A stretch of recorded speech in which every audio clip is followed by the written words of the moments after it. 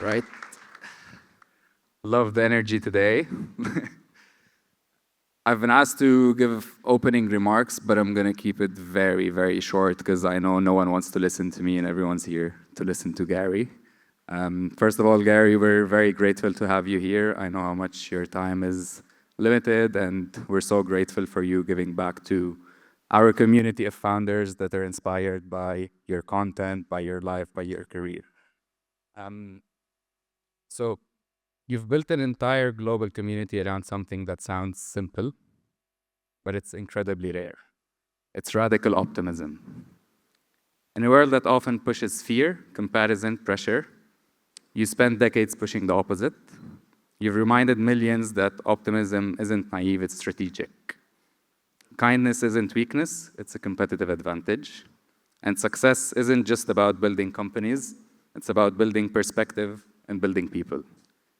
As someone who came to the UAE as an expat myself, and we were briefly discussing this before the session, someone who always believed in the power of optimism to reshape careers, communities, and entire ecosystems, I've personally felt connected to your messages.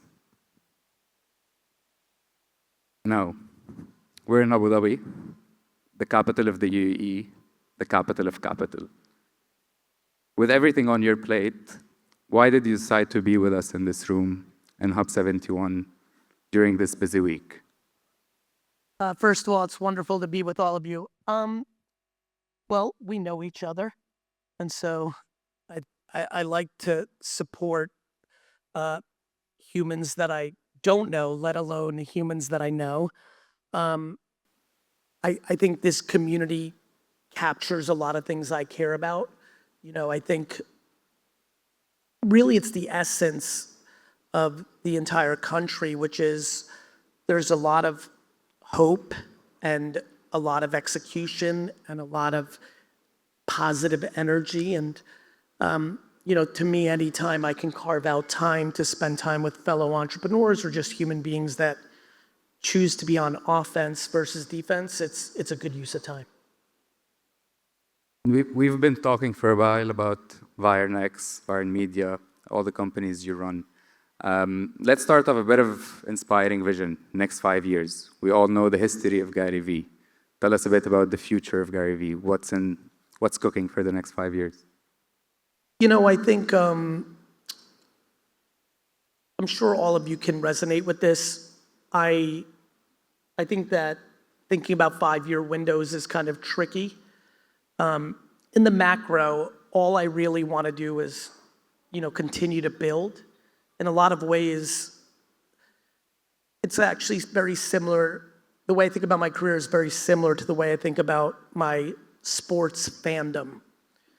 As a child, I was a fan of 4 teams in America, and currently I'm only a fan of 2. And that's because 2 of my teams, my favorite hockey team and my favorite baseball team, won a championship. And the second they won a championship, I stopped liking them. Which has always been, and I grew up that way and didn't realize that that was unusual. All my friends in America and around the world make fun of me for my deep passion for sports, but the way I root for sports, which is I'm more interested in chasing and losing than I am about winning. You know, for me, when I think about the next 5 years, it's not that I have any real vision of like, I have to do this, or, you know, I want to continue to build the things that I'm building. I want to continue to get my message out there, whatever that might be. The 2 biggest businesses I'm building are my agency, which is now up to 2,500 people globally. It's a very big company now. We are in Europe and Asia and the US and South America, so spending a lot of time thinking about what we're going to do in the Middle East and in Africa, so I'm excited about that. And then 5 years ago, I started building a intellectual property, a Pokemon, Marvel, Disney-like business called VFriends that I'm enjoying quite a bit and spending a lot of time on.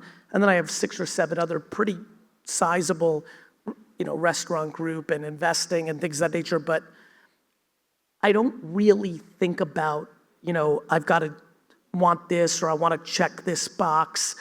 I so enjoy the process that I don't really think about the things that I want to check off other than I want to play. I want to be doing it.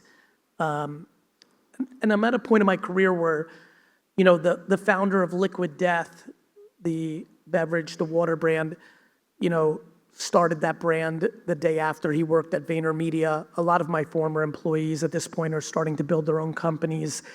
I was a whiz kid because I launched an early e-commerce business in 1996, but it's kind of fun getting older and watching all the residual impact of what you're doing.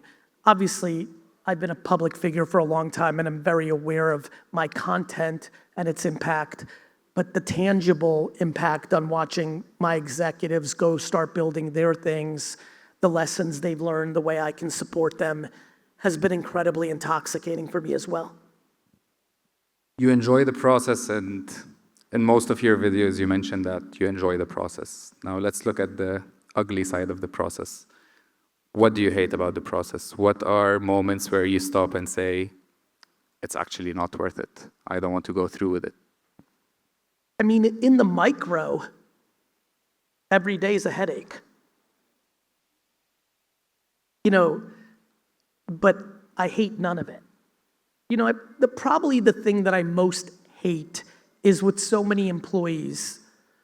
I've got about 3,000 just in the marketing company and probably 3,500 overall.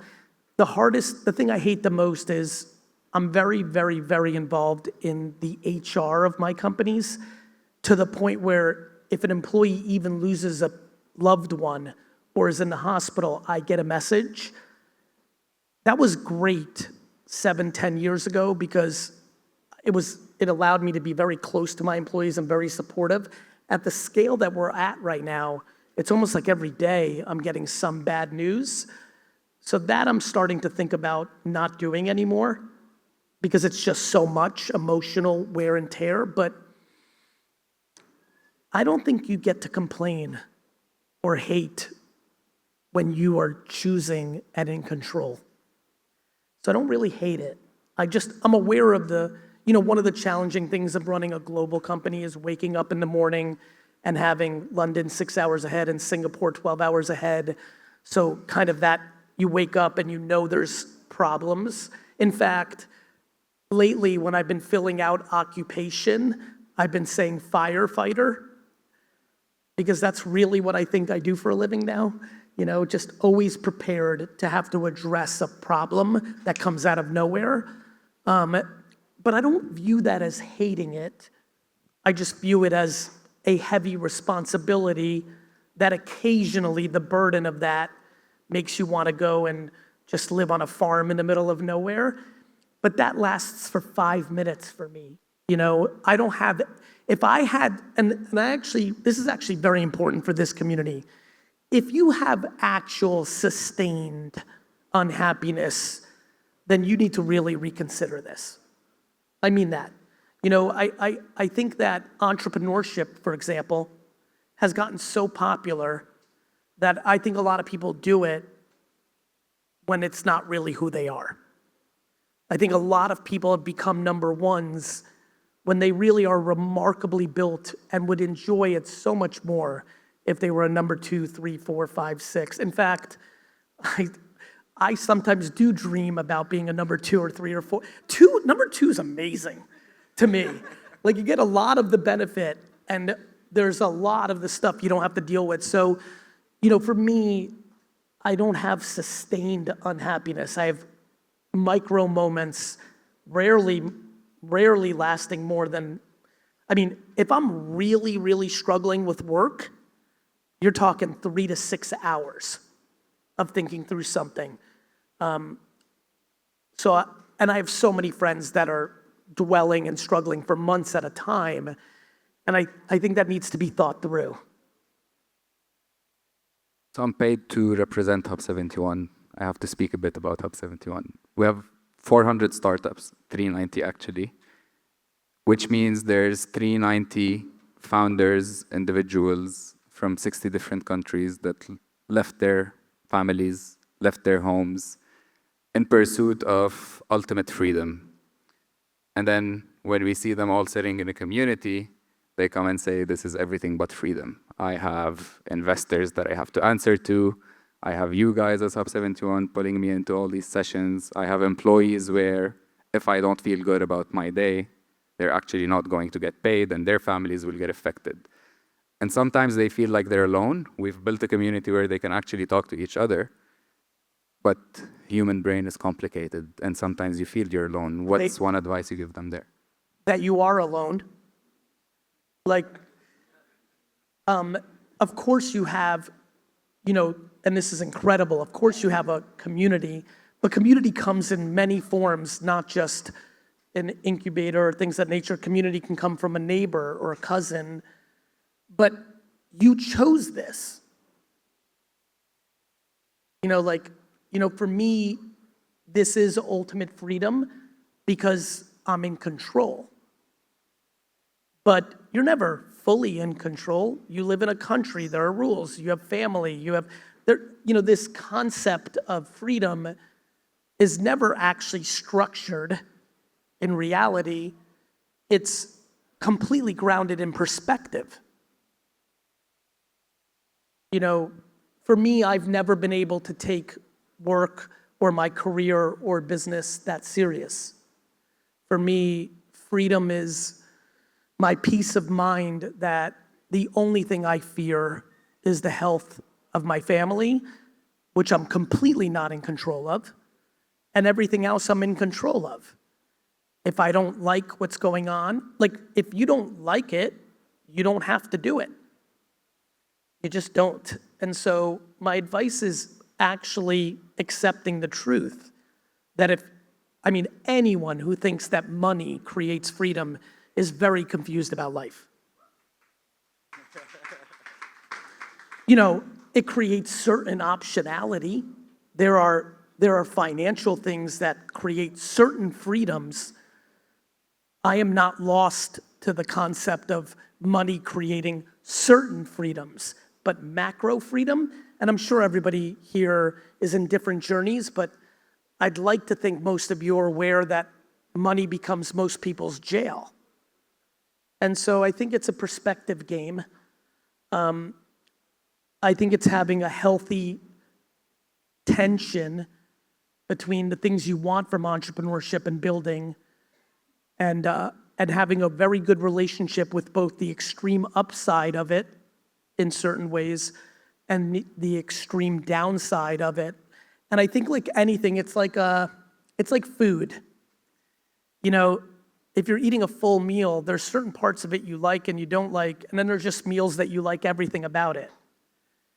For me, when it comes to businesses and building, I like everything about it. In fact, I would argue that I love business and entrepreneurship and companies because I think those things are basically losing every day with the occasional win.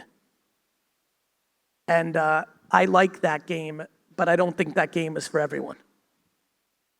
Given that it's not for everyone, let's move to the other side of the audience. A lot of people are in a corporate box, in a government job. Some of them enjoy it. Some of them just dread it and want to take that first step. They open Instagram, they open social platforms, they understand that there's a lot of advice out there, but still that first step, jumping off the edge with the bungee rope stuck to you is so difficult. Number one, how do you assess if you are actually fit for that life, fit for the entrepreneurship, or you should actually be the number 2 and 3 and 4? And then number 2, who pushes you, or how do you jump? I think there's no real way to know until you do it. I think one of the things I'm fascinated about in life is that for some reason, so many human beings struggle with understanding that they're allowed to change their mind. You're allowed to be someone in a corporate job who thinks that she or he can do it or wants to do it. You're allowed to try. You're allowed to do it for 6 months and say, wait a minute, this is nothing like I thought it was. and go back and get another job. One of the things that I tell people all the time that I know to be true that are scared to jump is really educating them that there's always a job waiting for you. Jobs are there. Of course, there's a lot going on with AI and all this, but I promise you, jobs are always waiting for you. Jobs are out there. So I do get excited about people who have an inclining, especially if it's been a sustained conversation. I think, in fact, anyone here who's had the same conversation with themselves for 2 straight years, whether it's fixing your health and wellness, whether it's about your personal relationship, whether it's about work, you start getting into 2 years of having the same convo with yourself, you must act on it. Regret will destroy you later in your life. The thing I fear more than anything is regret. So I think that I don't know, you don't know. In fact, many of the people that are going through it don't fully know until they do it. I think the push comes out of what I'd like to say nowhere, meaning I'm fascinated by what makes all of us finally do something. You know, I think of it as like a cup. Eventually, the water tips over, you know? It's why I'm motivated to put out the content that I put out. I'm aware that sometimes somebody's heard me say the same thing 412 times over 7 years, and finally, today was the day, for some reason, the way I said it and where they were, that they act on it. So the ultimate push is very different for all of us. Sometimes it's a tragedy, unfortunately, that makes them reconsider life. Sometimes it's something very simple, like their boss pissed them off finally one too many times. You know, life is so serendipitous, but it's why I love consistency. One of my favorite things about consistency is you just never know when it's the day, you know? We were talking about cleaning up the noise in your head, in your life, unlearning things. Yeah. When someone does that jump, what's the first thing they need to unlearn from working in a corporate, having a 9 to 5, to being an entrepreneur? One thing. I think the biggest thing that separates an entrepreneur from someone who's not living that life is their relationship with fear. You know, it's very clear that almost everybody, let me rephrase, it's very clear that everyone here is incredibly affected by fear, but we have different fears in different categories of our lives. I think if I'm answering you directly, when you've lived your whole life where someone else is the last line of defense, it's a very rude awakening when you become the last line of defense. How many people in this room are a parent? Raise your hand. So for everybody who just raised their hand, they had all sorts of opinions about their parents when they were growing up. And then they get the answers to the quiz when they become the parent. It's a very different life when you're in charge of another human being. I think the biggest thing they have to unlearn is it's all your fault. You know, it's very fun to be an employee. Even if you suck, you blame the boss. Any entrepreneur that blames anybody but themselves is a losing entrepreneur. It's not the market's fault. It's definitely not your customer's fault. My most single pet peeve is when entrepreneurs blame the customer. They don't get it. No, they get it. You don't get it. They're the customer. So I think that the biggest thing you have to learn is 100% accountability, which is incredibly difficult for most people. I believe that most people are navigating life by blaming, and that helps soothe them. Ironically, the most soothing thing is to become 100% accountable. Once you realize everything's your fault, you become empowered to believe you can do something about it. And that's my favorite thing about entrepreneurship. My favorite thing about every company I have is that it's my fault. If you're blaming an employee for something, I want to remind you that you hired them. It's you.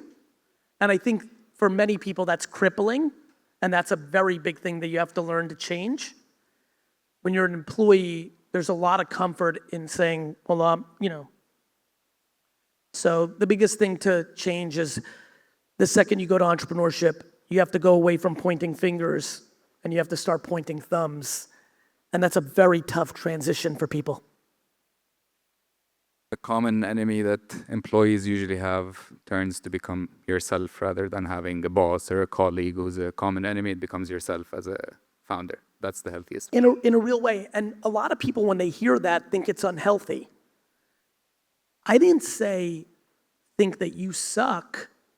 I think I'm great. But everything that's wrong is my fault. That doesn't make me think I'm not good. It means that something's wrong. Like, I'm fascinated by people not being able to have that nuanced relationship. That when things are failing, it doesn't mean you're a failure. It means things are failing. I really believe what I'm about to say. I don't think anyone's a loser. I think people are currently losing. But that's why I love sports so much. I don't know how many people follow it or who your favorite team is, but I promise anybody who here is a pretty big sports fan of some team? Raise your hand. Everybody who raised their hand, I'm sure, can think of a moment where their team was doing very, very poorly and pulled out some miracle with not much time left. That's how I think about life. There's unlimited people that I know, let alone in the world, who've not navigated it well into their 40s, 50s, and 60s, only to figure it out and enjoy a nice chunk of their life. And meanwhile, we have a whole world of kids under 40 that think they have to have everything figured out. And it's just fascinating to me that we put that level of pressure on ourselves. I think everything that's wrong in my life is 100% my fault, but that doesn't make me feel bad about myself. One of my favorite videos on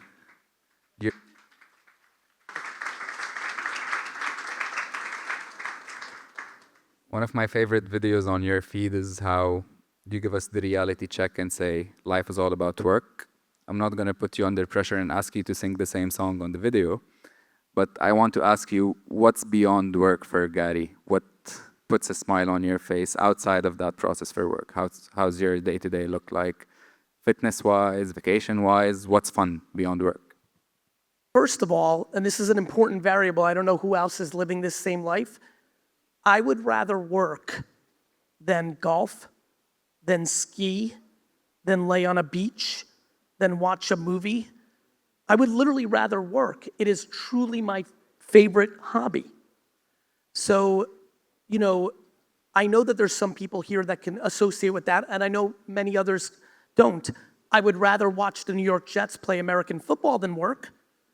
So there are things I'd rather do. But, for example, I had to leave the race as quickly as possible. I stayed up and watched the Jets play yesterday instead of going to all these fancy parties and, come to this thing or this dinner. No, I had to watch. There's things I'm passionate about. And obviously, way beyond the Jets is pretty much besides watching my favorite sports teams and working, every minute I spend with my family. I would rather sit around a table for as long as humanly possible and just tell stories and talk to my family than anything else. I work out every day. I was in the gym this morning, even though my sleep schedule is weird. But, for me, it's family, my career, consuming my leisure is sports consumption and documentaries.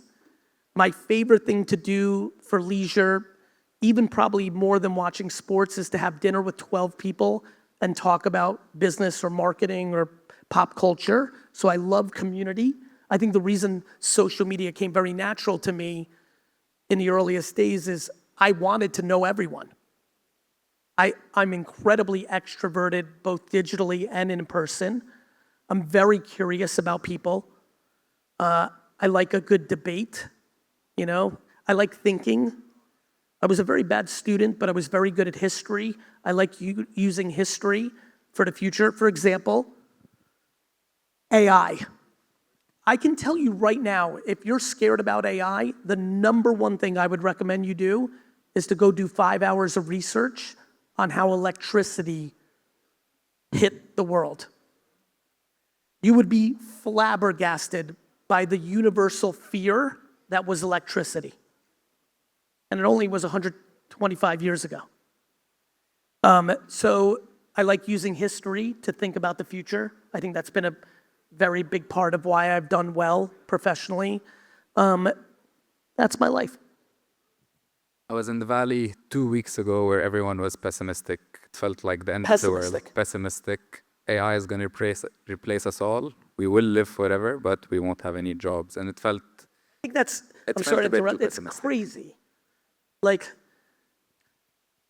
I'm very into brand and marketing. The number one underrated brand in the world by a country mile is the human being. We are the fundamentally most adaptable thing that has ever existed. When the tractor was invented, 85% of the world worked on farms and people said everyone was gonna be out of a job. We found new jobs. I promise you, when AI does many of the things that humans do today, we will create profound meaning in our work and in our arts that none of us, me included, can even begin to comprehend. I do not understand how people could take that point of view. I understand that if you're a designer and you don't have any ideas and all you do is work in Photoshop and someone tells you what to make, why you're scared to lose your job. It's because you're about to lose your job.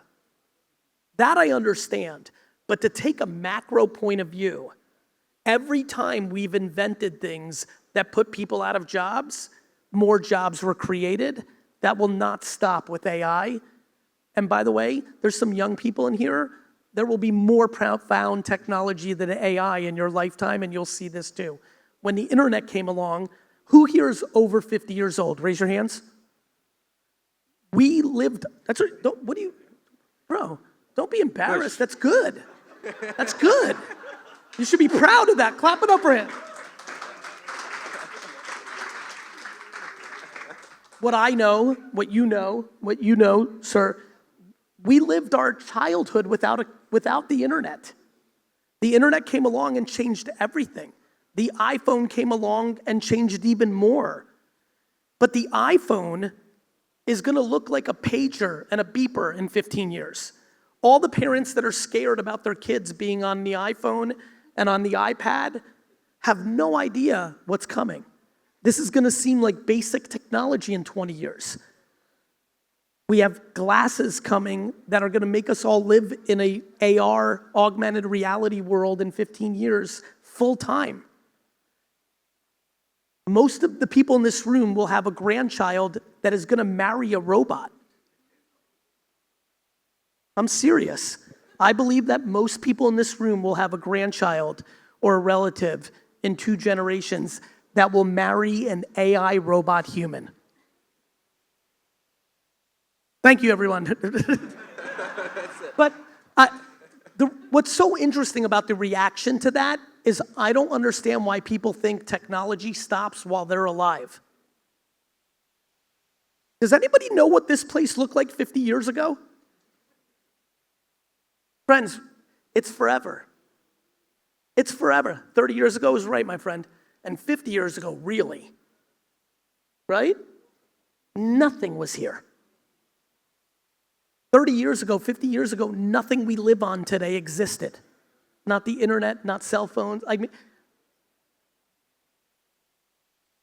So I'm incredibly optimistic, like incredibly. Of course there will be issues. But when people say things like, it's worse than it's ever been, I'm like, you clearly never took a history class. The world is better than it's ever been in all of its turmoil. It's the truth. We just are consuming the negativity more than we have currently. And that is a personal choice, by the way. Your algorithm did not make you political or negative. Your algorithm in your phone is exposing where you mentally are.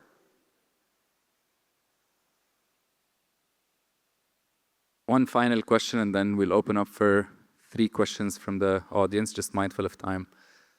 You've built one of the strongest personal brands, and you've created Vine Media that helps companies build brand. We've addressed founders, we've addressed employees. I want to address corporates and governments now. How can governments, cities, countries, and big corporates learn from what you've done on your personal brand and replicate it? I mean, big companies and governments continue to think that we live in yesterday when it comes to this. I mean, there's still people that write press releases. There's people that think you get more. I mean, I go on television just for the clip to put on social media because the audience is bigger on social. And that's not just for me.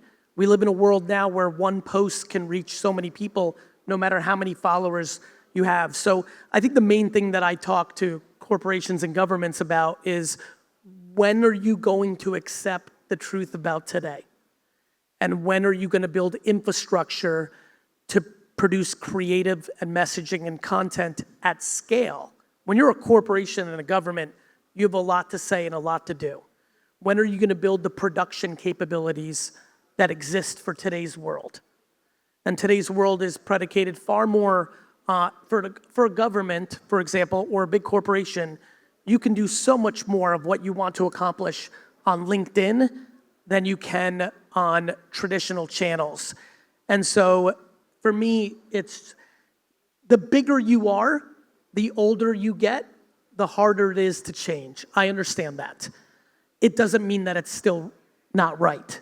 And so, you know, to me, the written word, the video, and audio in the 10 distribution channels of our time today, the social networks, Substack, streaming services, YouTube, to me, that's oxygen. I couldn't comprehend living in any other way if you want someone to think something or do something. And so that's just about conviction and showing people truth. So no more newspapers. We stopped that. Look, you know, it's funny. I'm not against anything. I would buy newspaper ads today. I would buy television commercials today. I would buy billboards today. I would buy radio ads today if they were priced as if it was today. The problem with newspapers is globally, by the way, more extreme in the Middle East, newspaper pricing for advertising has gone up in the last 20 years. So I'm sure anybody who's close enough, and I see people reacting, their circulation goes down, they charge more to keep themselves in business at the expense of the advertiser. They survive because 64-year-olds that think we still live in 1984 don't want to put in the work to learn in the new world and have control on some of these budgets. That's the world. I'm okay with that. I'm not interested in participating in that. But by the way, you can waste $10 million on social media tomorrow if you don't know how to use it. So I don't have any romance to any medium.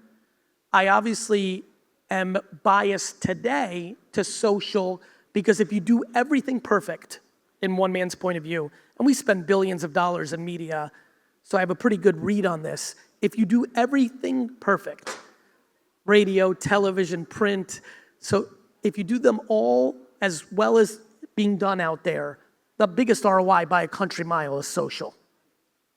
That's why I like it.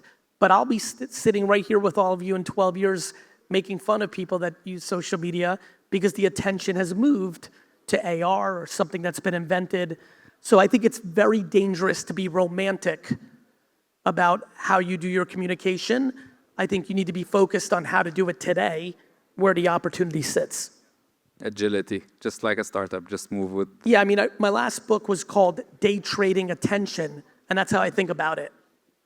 Like on a daily basis, I'm measuring where's the most attention for the best price, and it ebbs and flows. Okay, we have time for 3 questions from the audience.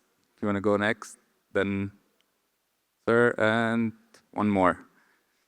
Thank you so much, Gary. Hi, I'm Tanya. You have been a mentor from afar since my very early days in entrepreneurship, and I do have a very practical question. Speaking of attention, so with all your different companies, how do you know in what moments when one of your companies needs more of you and your attention versus like a very strong operator? I know I already asked who's a parent here. Who's a parent of more than one child in here? Raise your hands. All the people that just raised their hands knows the answer to your question. All the businesses I have are no different than children, the two children I have. There's moments where my son needs me more, and there's moments when my daughter needs me more. There's that old saying, you're only as happy as your most unhappy child, right? Same with my businesses. I've got 7 or 8 meaningful businesses. I'm the active CEO of probably 3 of them. So 3 of them I've really in tune with, and it's kind of an everyday thing. The other 5, even if I'm the largest equity holder, there's an operator. My brother is the operator of our sports agency. My best friend and father are the operator of our wine business. Other people that have become family-like to me are running the TV production company or something else. In those scenarios, I've got to get involved when that operator needs something special from me, right? Sometimes I see they need me before they know that they need me. That's me keeping an eye on those businesses. It's intuition, it's pattern recognition, it's experience, and it's also sometimes being wrong. Right? VaynerMedia, my core biggest company, did not have a remarkably financially successful last year because I just didn't move fast enough on a couple things. I'm okay with having a bad year or 2. You know, I think what makes me me, this year Vayner's having the best year it ever had. As you can imagine, last year it didn't go the way I wanted. It got more of my attention. I would say, thank you for this question. I really think this might help a lot of people. Everybody here, who here runs a company? Raise your hands. You need to give yourself more grace. You have to give yourself more grace. Like, when you're running a company, you're gonna have bad days, weeks, months, and years. But as long as you don't go out of business, you're still fighting for tomorrow. And I think what's been very effective for me is I've been able to keep an eye on all those things. I mean, even within the companies, there's departments, right? I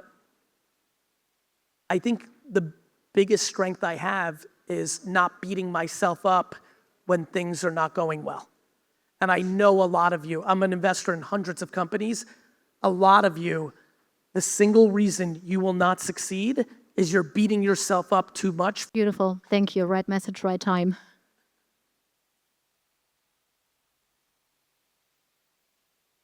Check.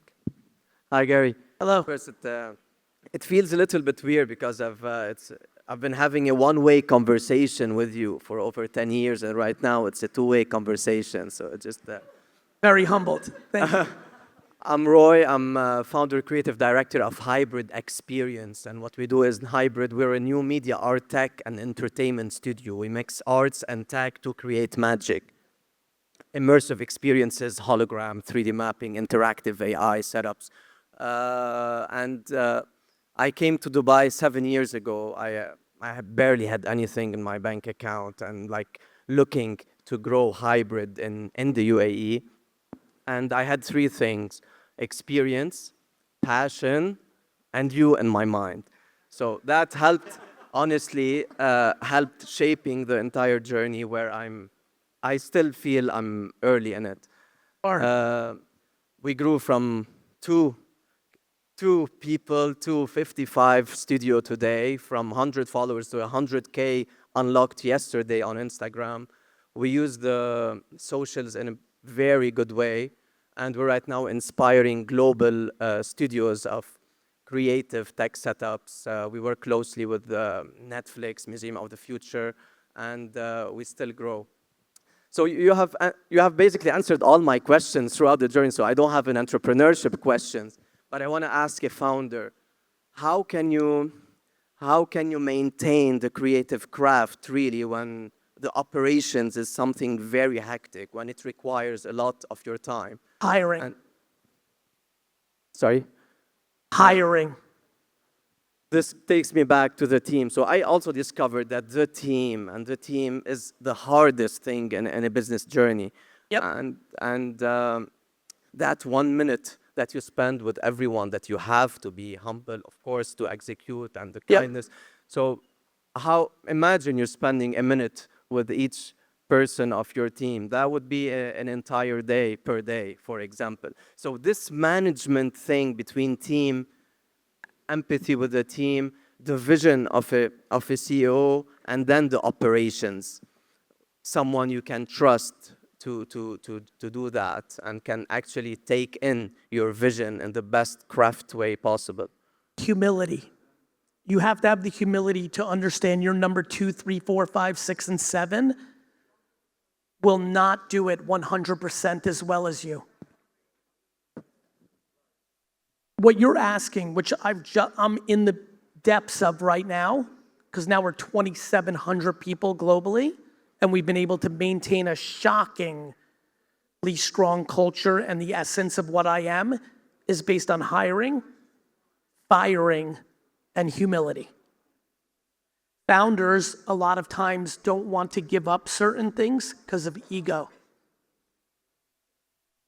You can't see it at first, but you have some, if you want to spend more time on the creativity, but you're good at operations too, like I was, you have pride in both, you're just one person. You're just two people.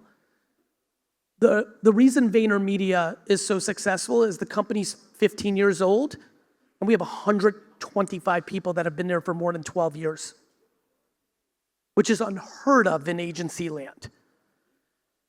It's because every day I wake up, every part of my brain makes me think that I work for them, not they work for me, which then creates actual family, and then you become a family business. But the number one reason I've been able to keep the family business is because of firing. If you have the strength to fire the people that have the highest impact on your finances, but are undermining your culture, you will build a culture. But most people in business will look the other way if somebody is impacting their P&L, but destroying their culture.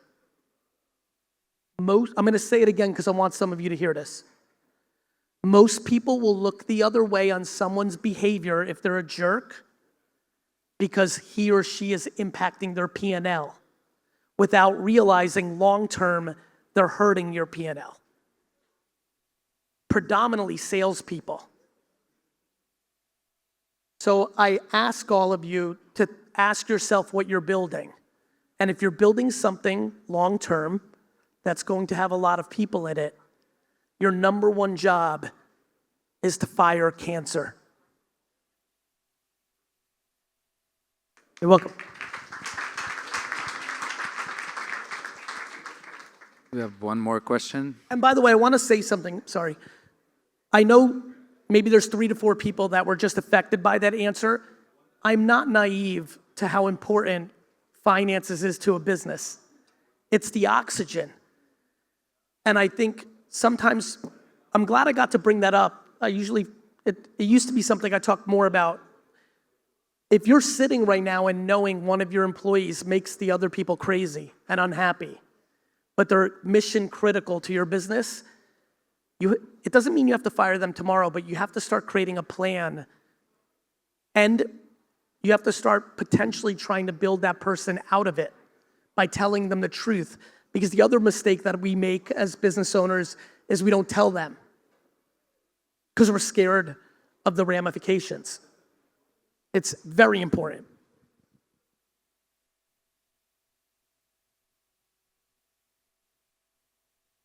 Thank you, brother. Thank you so much. Thank you. It's a pleasure. Hi, my name is Lamise, and I'm the founder of FoodSwap. And I'm on a mission for the last 5 to 6 years of my life. Been waking up every single day, living, breathing the idea of having an AI food companion that tells me what is good food for me when I'm outside socializing with my friends, going to restaurants, seeing what's best for me. And I believe on a mission on solving a really huge problem.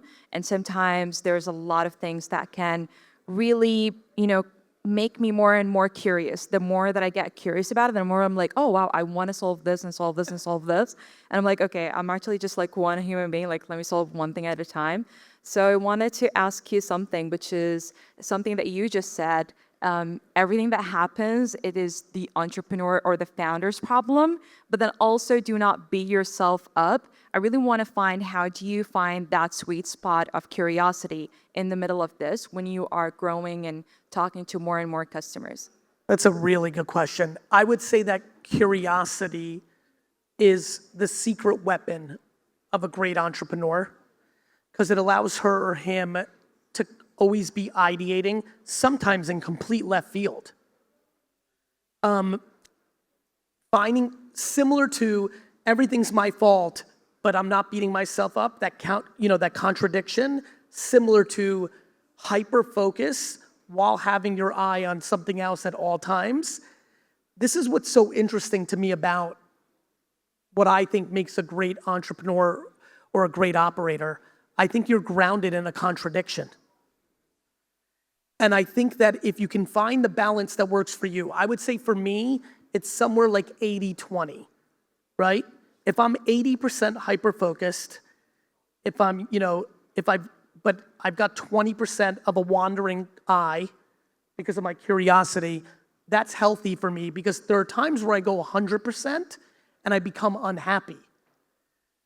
I might not be as effective or efficient or maximizing margin or profit or customer acquisition, but I need that creative outlet of going left field.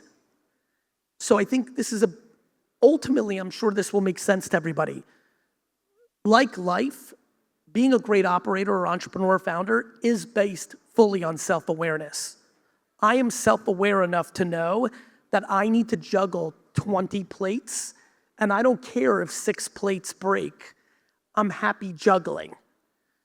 That if I was just playing with 1 plate, I would be very unhappy. And so I would say no one's got an answer, and it will change. I can't tell you exactly, but I will tell you that curiosity universally is a very strong signal to something good, even if it's a mental vacation, right?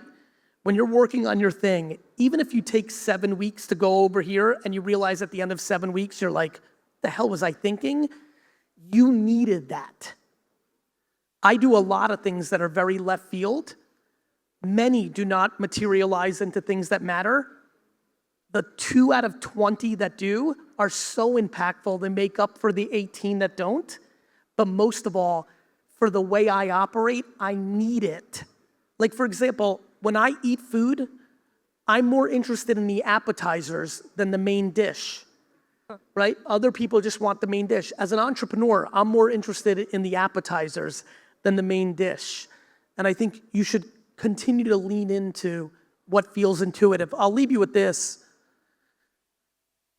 I don't know how many of you are familiar with this, but over the last 20 or 30 years in modern science and health, we've started to understand the value of gut health. Thank God. A lot of people are getting healthier by not just taking medicine, but like really addressing gut health. This is an incredibly obvious to me, huge value that's about to come in with the explosion of AI. I believe one of the biggest things that's gonna happen because of AI is so much is gonna get commoditized with knowledge that I believe the next century is gonna be the rise of people realizing that their intuition is their primary brain and that the brain is secondary. I believe we are going into the golden era of intuition in humanity. And I could not recommend anyone who was like, just heard that intuitively was like, yeah, there's something there, to spend more time on this. I think just like we've been able to map gut health, I think we're gonna start understanding gut intelligence. I would argue many of you are missing the answer to your quiz because you continue to refuse to listen to the place where the answer sits. And I actually think we're going into an incredibly provocative era of human expansion because AI is going to take care of a lot of the things that we're using this for, which I think is going to open us to understand this. So I'm excited about that. We will do an exception because we have a question So he was very excited. from the young CEO, so we have to Yes. let her ask.